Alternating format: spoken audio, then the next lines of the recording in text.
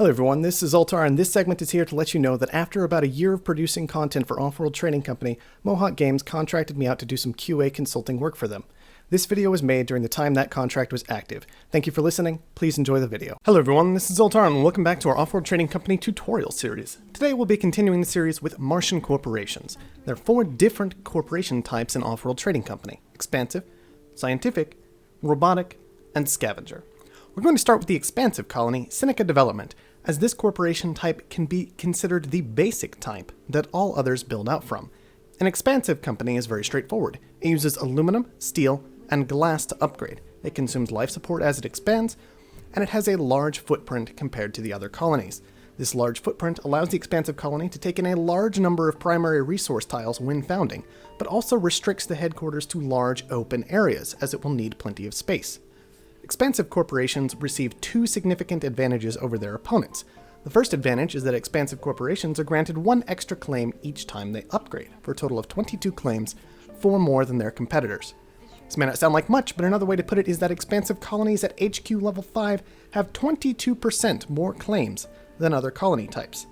In effect, this leaves expansive players with either significant production advantages over other players, or allows them to more easily find space for advanced buildings, such as the Pleasure Dome or the Offworld Market. The second bonus for expansive corporations is that their buildings require half the normal amount of steel to construct.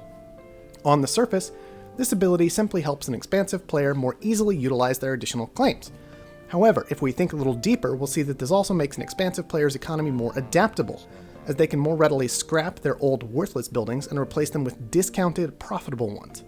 Even better than that is when you realize that the steel discount also applies to advanced buildings. All of these buildings cost a large amount of steel normally, and the Offworld Market in particular sees a massive price cut from this expansive advantage.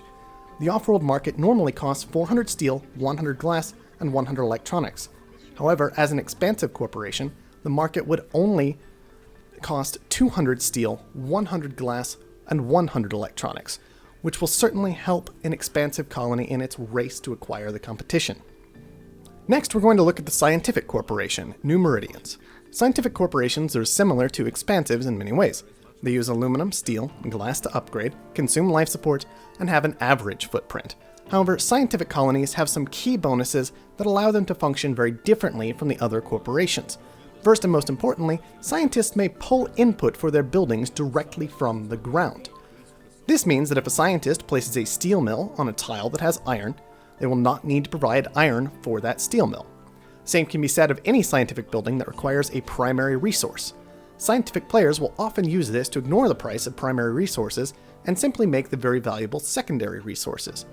Next up, scientists are resistant to electrical attacks, meaning they recover from EMPs and power surges in half the time that it takes other corporations. Finally, scientists are scientists and can research patents in half the time it takes other corporations.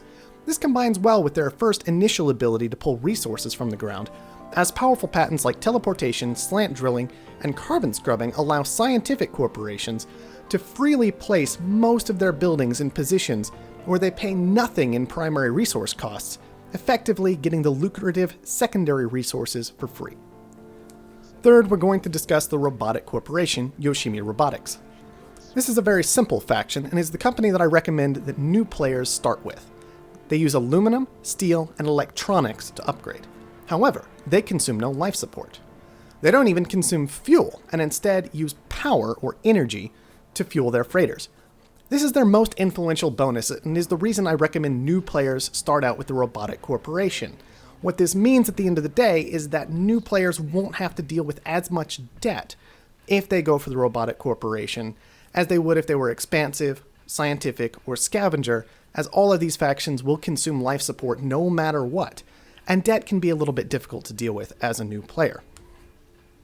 These robotic corporations have a small footprint, but their second bonus is that they receive double the normal amount of resources when founding on primary resources, which can provide a nice early game boost for robotic corporations, sometimes allowing them to immediately upgrade to level 2 headquarters. This is made even easier with a third bonus: robotic headquarters take half as much aluminum to upgrade. The last robotic bonus is the most complicated. Robotic buildings receive adjacency bonuses from buildings that supply an input resource, including power. Simply put, this means that if a building uses a resource that an adjacent building provides or produces. The first building receives an adjacency bonus as though it was next to another building of its type. This means that if a farm is adjacent to a water pump, the farm receives an adjacency bonus. If a steel mill is next to a metal mine that is producing iron, the steel mill receives an adjacency bonus. If a chemical lab is next to a reactor, which of course uses water to make oxygen and fuel, which the chem lab then requires, the chem lab receives an adjacency bonus. Any building next to a power producer receives an adjacency bonus.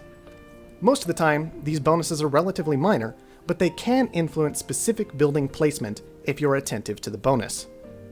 Last on the list is the Scavenger Corporation Reclamation Incorporated. Scavengers have been saved for last because in my opinion they're the most difficult faction to play. Scavengers do not use steel. Their base resource for buildings and upgrades is carbon. This means they use aluminum, carbon, and glass to upgrade. They use normal life support and have a moderate-sized footprint. Because the scavenger resource can be pulled straight from the ground, and does not need to be refined in steel mills, scavengers usually have extra claims to play around with early in the game. This allows them to quickly take some of the best resource locations on the map, or immediately move into producing a high-value resource. Many scavengers choose to go for the strong money-making production because it combines well with their first bonus, faster access to the black market.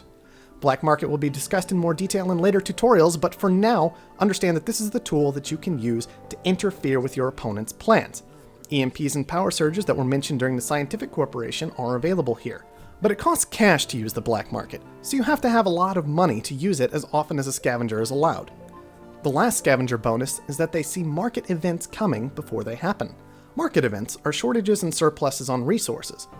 This allows scavengers to see what direction a resource is likely to go in the short term, if it's going to become more valuable or if it's going to become less valuable.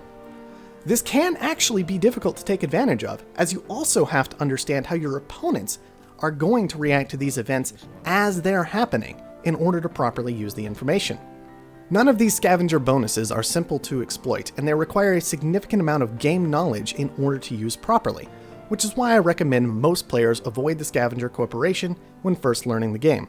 Understanding these corporations as the foundation for your Martian economic empire will be vital as you compete across the Red Planet.